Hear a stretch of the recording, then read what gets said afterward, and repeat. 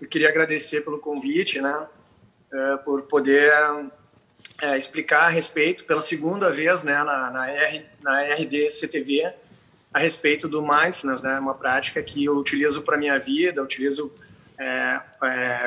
no tratamento dos meus pacientes, inclusive prescrevo bastante para as pessoas agora que estão nessa situação, e elas estão tendo bastante evolução, assim, isso é bem interessante. Perfeito. Antes de você começar a falar sobre essa técnica, eu gostaria que o senhor falasse aonde você está nesse momento. Você está trabalhando, é isso? Está em home office? Eu estou trabalhando.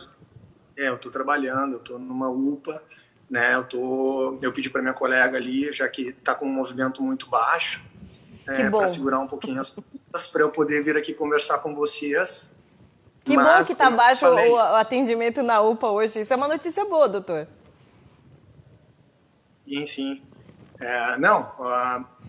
Os atendimentos em relação ao coronavírus, eles não tem tanto movimento assim. Inclusive, diminuiu um pouco o movimento natural das UPAs, porque elas têm medo de se contaminar, né? Perfeito. Então, nesse sentido, os pacientes que chegam geralmente na UPA são pacientes mais graves. Sim. Né? E que bom. E por isso que eu falei que eu não tenho eu não tinha como dar a garantia que eu ia conseguir conversar com vocês, né? Porque se chegar uma emergência aqui, eu tenho que ser correndo e largar tudo. Sim, e por favor, se acontecer de chegar alguma emergência, o senhor está autorizado aqui, milhões de pessoas nos assistindo vão entender, vão compreender perfeitamente, viu, doutor? Obrigada por ter aceitado essa entrevista. Claro. Mas vamos lá, vamos ao que interessa. Minha prioridade é a vida. Sim. Vale? O mindfulness, o que é mindfulness e por que essa técnica é importante nesse momento? O mindfulness, ele nada mais é do que tu prestar atenção no momento presente sem tu julgar a experiência que se desenrola, né? Então, assim, o nosso organismo, tá? Ele é muito estimulado pelo sistema de luta ou fuga, né? A mídia, os meios de comunicação, tudo faz com que seja propício a desenvolvimento de estresse. As mídias sempre com a primeira notícia, assassinatos, a quantidade de mortes, a quantidade de desemprego, né? E isso faz com que o nosso sistema de luta ou fuga fique o tempo inteiro ativado. E isso gera muita liberação de cortisol e adrenalina, que são dois hormônios, no caso, que podem ocasionar efeitos colaterais a longo prazo, né? Esses dois sistemas eles servem para a situação de luta ou fuga, para estresse agudo, não para estresse crônico. Estresse agudo tem mais liberação de energia, liberação de glicose para o cérebro, né? Tem vasoconstrição, que isso dilate a pupila, o coração acelere para tocar mais sangue para os músculos para a gente conseguir correr mais. Sim. Então, só que isso a longo prazo vai causando diminuição do sistema de defesa, né? O sistema autoimune vai fazendo com que tenha alterações nas células de defesa e as que são produzidas muitas vezes têm menos atividade. Então é importante, né, a gente sempre mandar mensagens positivas e de calma para o nosso organismo visando o sistema autoimune. E assim, esse estresse crônico leva também a gente, né, a desenvolver tensões. E essas tensões vão levando a gente a desenvolver dores crônicas, né? Daí tu começa a desenvolver uma dor de cabeça crônica, tensão que leva a gente a contrair demais a musculatura, levando a bruxismo.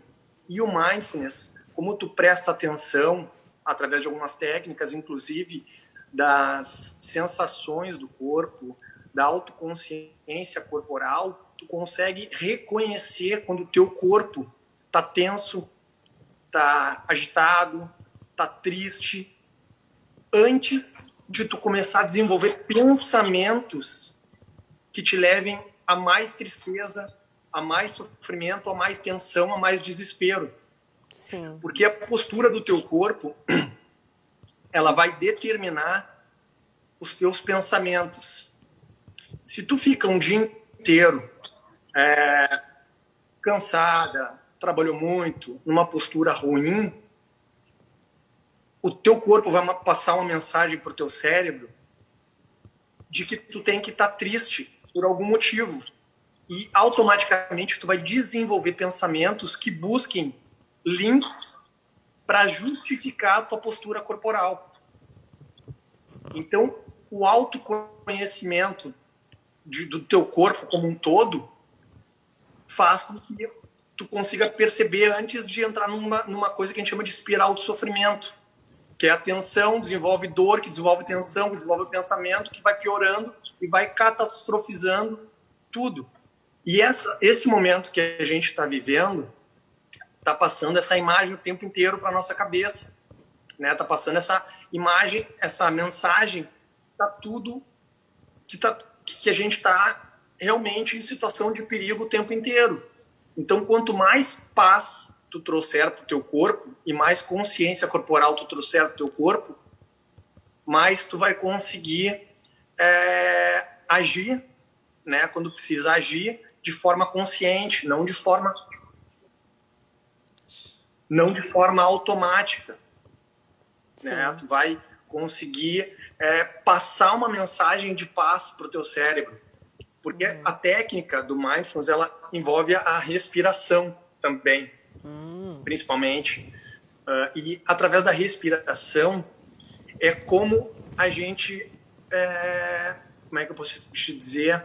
É como o nosso corpo está se sentindo. Se a gente está bravo, se a gente está triste, se a gente está alegre, se a gente está em paz, a nossa respiração vai ser de uma determinada forma.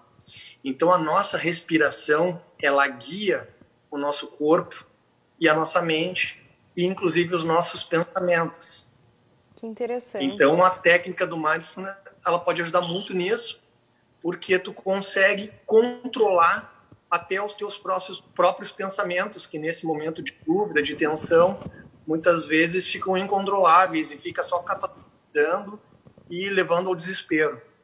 Então, doutor, para quem está em casa nos assistindo nesse momento, que precisa acalmar um pouco diante de tantas notícias ruins que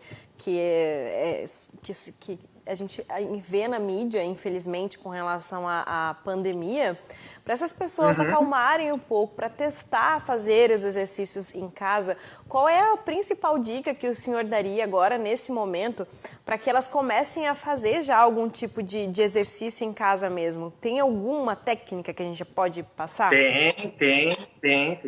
Não, a principal técnica é principalmente a postura, né? Eu não consigo cruzar as pernas, não tem problema.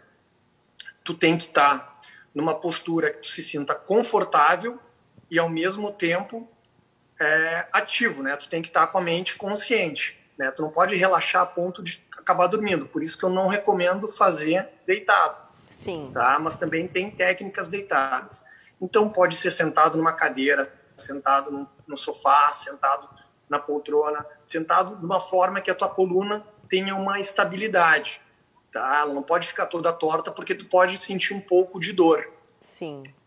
Ou tu pode, inclusive, depois acabar reconhecendo dores que tu nem sabia que tu tinha porque tu cria uma consciência corporal bem importante. Então, como a postura, né? Os braços podem ser colocados sobre os joelhos, assim, de forma só deixar a gravidade, né, tomar conta dos teus braços. Relaxar. E tua postura de uma forma ereta, né, os ombros para trás e para baixo, para que isso faça com que tu consiga expandir melhor o pulmão. Tu convidando o teu corpo a respirar. Então tu bota os ombros para trás e para baixo. Tá difícil de ver aqui, mas eu estou movimentando. Mas eu vou fazer aqui, vamos ver. Tá? Acho que agora assim, para trás. Isso. E para baixo. A postura do pescoço, né, tem que ser sempre de uma maneira que o ar entre com mais facilidade. Não pode ser. Entendi. Não pode flexionar assim, nem hiperestender, né? Então tem que ser uma postura assim, neutra, para que o ar entre com facilidade pela garganta, passe pela traqueia, pulmão e abdômen, tá? Musculatura da face, a boca, tá? Ela não pode estar fechada.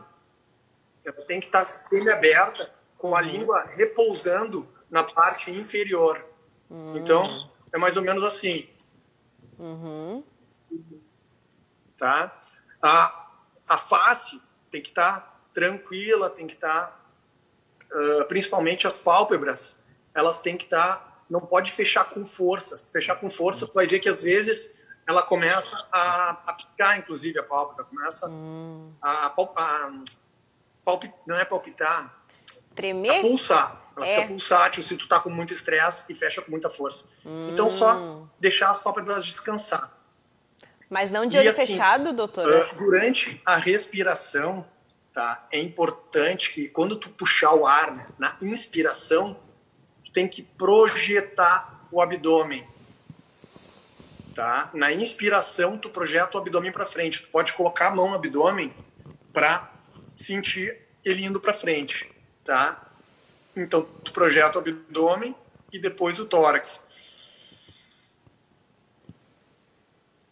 Segura um pouco o ar e solta todo. Quando tu soltar todo o ar, tu segura sem ar também um tempo. Nesse momento, vai te dar algumas sensações ruins, de falta de ar, de desespero, de formigamento.